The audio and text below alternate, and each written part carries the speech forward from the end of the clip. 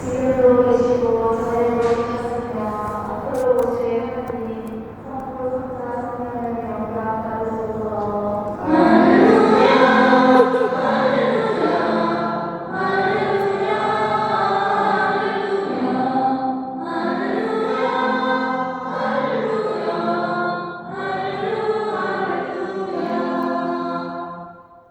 주님께서 여러분과 함께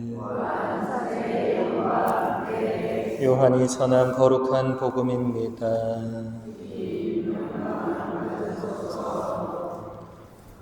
하느님께서는 세상을 너무나 사랑하신 나머지 외아들을 내주시어 그를 믿는 사람은 누구나 멸망하지 않고 영원한 생명을 얻게 하셨다. 하느님께서 아들을 세상에 보내신 것은 세상을 심판하시려는 것이 아니라 세상이 아들을 통하여 구원을 받게 하시려는 것이다. 아들을 믿는 사람은 심판을 받지 않는다. 그러나 믿지 않는 자는 이미 심판을 받았다. 하느님의 외아들의 이름을 믿지 않았기 때문이다. 주님의 말씀입니다.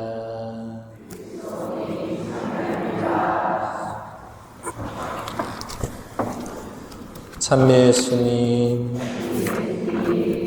한 주간 동안 잘 계셨습니까? 오늘 많이 더우셨죠? 여름이 갈수록 빨리 오는 것 같습니다.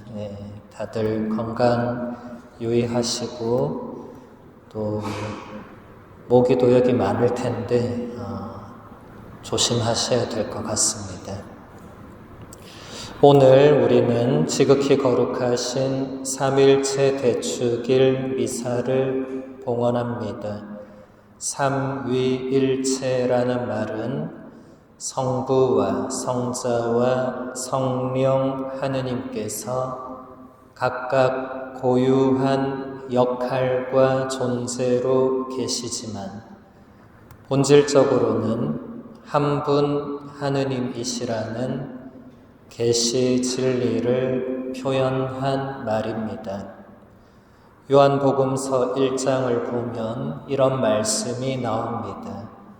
일찍이 하느님을 본 사람은 없다. 그런데 아버지의 품 안에 계신 외아들로서 하느님과 똑같으신 그분이 하느님을 알려주셨다. 구약에서는 모세라는 인물이 이스라엘 백성에게 하느님을 알려주는 역할을 했습니다. 그리고 모세가 죽기 전에 하느님께서는 모세를 통하여 이스라엘 백성에게 모세와 같은 예언자를 일으켜 주시리라고 말씀하셨습니다. 하느님의 이 말씀은 예수님에게서 그대로 이루어졌습니다. 모세에게는 단편적으로 이루어졌던 것이 예수님 안에서 완전하게 실현되었습니다. 예수님은 하느님의 얼굴을 마주 보며 사십니다.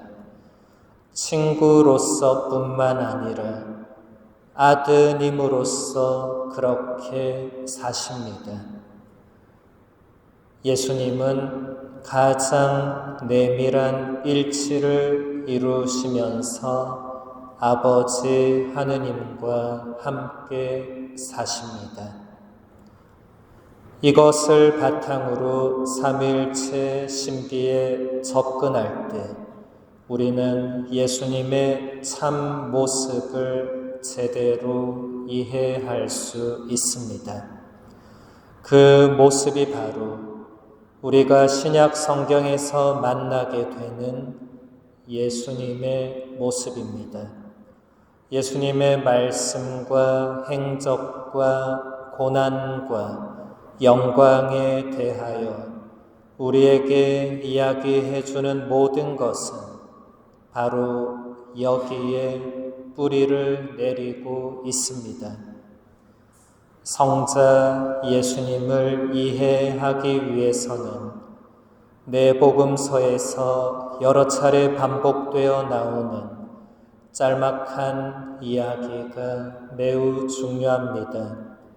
예수님께서 산에 올라가셔서 밤을 새워 기도하면서 홀로 아버지 하느님하고만 지내고는 하셨다는 이야기입니다. 이 이야기는 비밀의 장막을 조금 열어 보여줍니다. 성자 예수님의 기도는 성부 하느님과 이야기를 나누는 것이었습니다.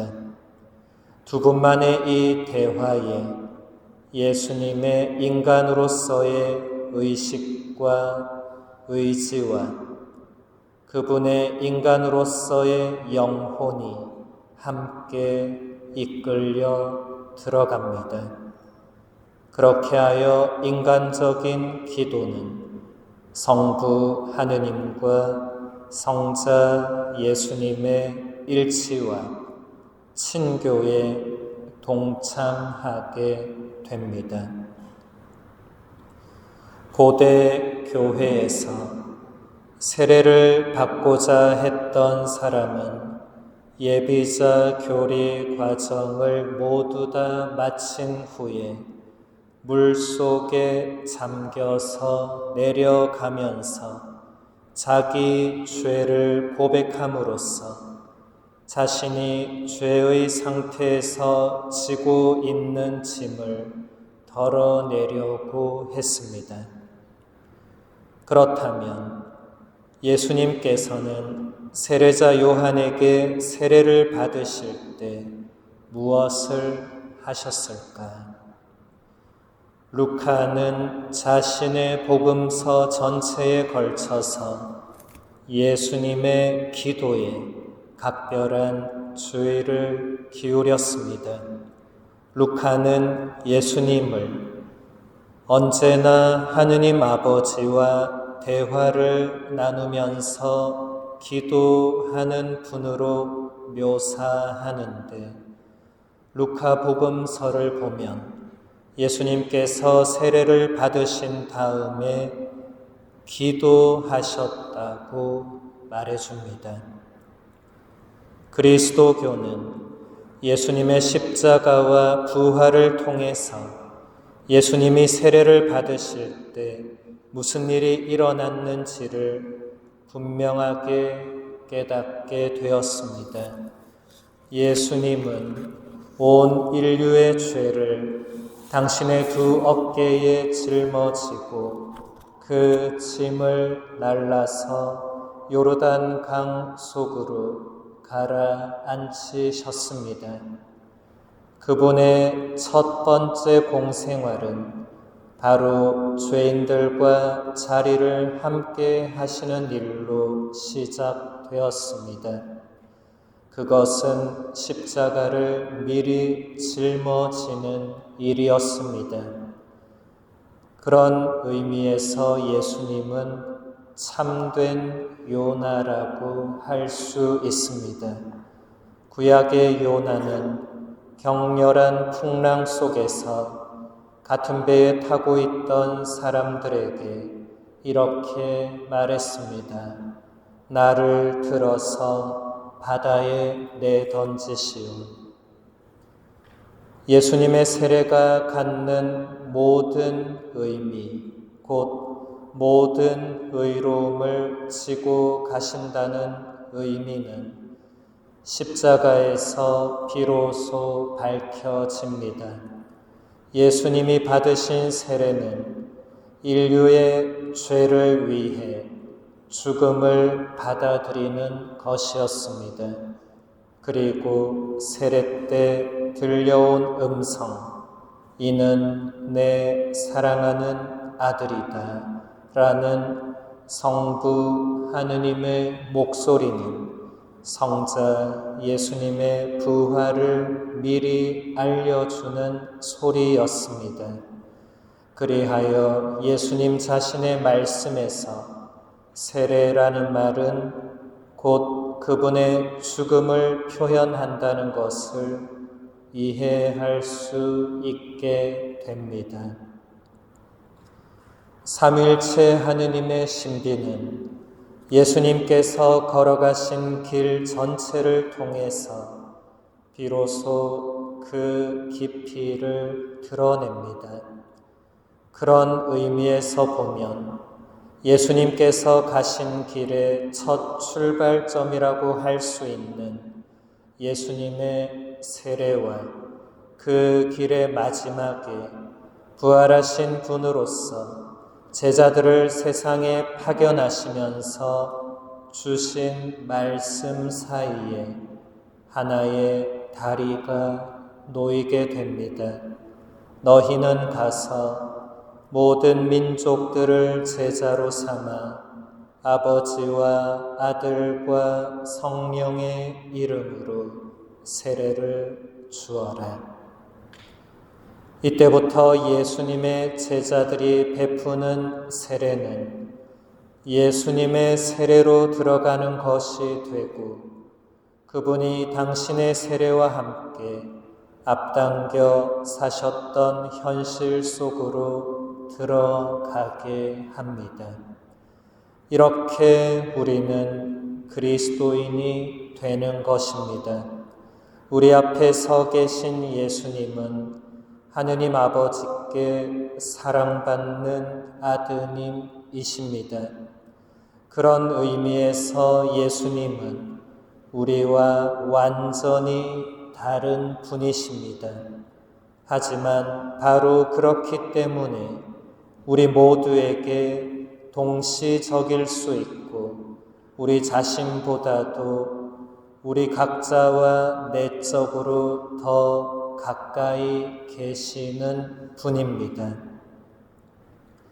삼일체론이라는 작품을 저술한 힐라리오 성인은 이렇게 말했습니다. 예수님께서 승천하시기 전에 마지막으로 제자들에게 아버지와 아들과 성령의 이름으로 세례를 주라고 명령하셨는데 이것이 바로 창조주 하느님과 독생 성자 예수님과 두 분의 선물인 성령님에 대한 믿음의 고백입니다. 만물의 창조주는 오직 한 분이십니다. 오직 한 분이신 성부 하느님으로부터 모든 것이 나오기 때문입니다. 그리고 오직 한 분이신 우리 주 예수 그리스도께서 계시는데 모든 것이 그분을 통하여 만들어졌습니다. 그리고 오직 한 분이신 성령님께서 계십니다. 그분은 만물 안에 계시는 하느님의 선물입니다. 오늘 이 미사 중에 우리 모두가 성부와 성자와 성령 하느님의 신비를 아주 조금이나마 깨달을 수 있는 은총을 주님께 청하도록 합시다.